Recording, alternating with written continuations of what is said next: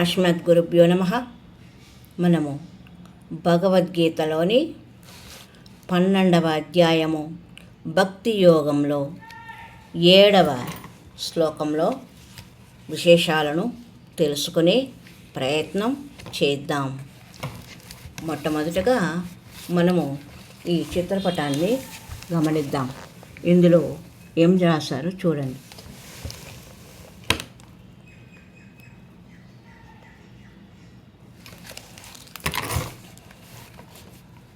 భగవంతుడు శ్రీకృష్ణ భగవానుడు సంసార సాగరము నుండి భక్తులను రక్షించుట అనే దృశ్యాన్ని మనము చూసాము. శ్లోకం ఏం చెప్పారు?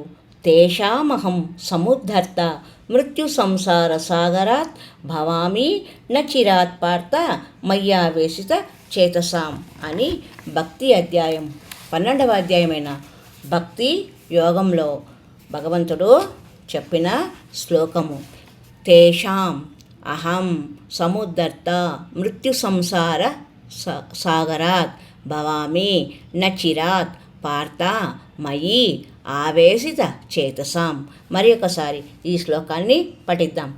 తేషామహం సముద్ధర్త మృత్యు సంసార సాగరాత్ భవామి నచిరాత్ పార్థ మయ్యావేశిత చేతసాం.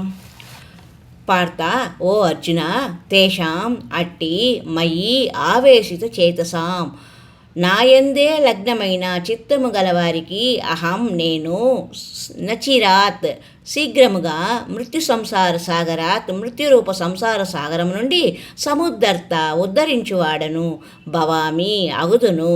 ఓ అర్జున, నాయందే లగ్న మనస్కులైన అట్టి పరమభక్తులను నేను శీఘ్రముగానే మృత్యురూప సంసార సాగరం నుండి ఉద్ధరించబద్దను అని శ్రీకృష్ణ భగవానుడు అర్జునునితో చెప్పిన విశేషము. ఇది చూశారు కదా.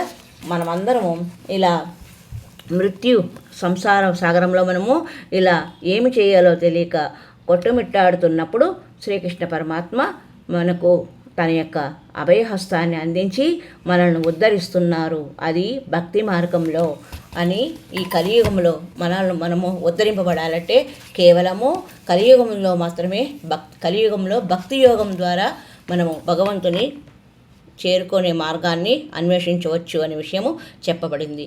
హరే రామ హరే రామ రామ రామ హరే హరే, హరే కృష్ణ కృష్ణ కృష్ణ హరే హరే. హరి ఓం తత్సత్.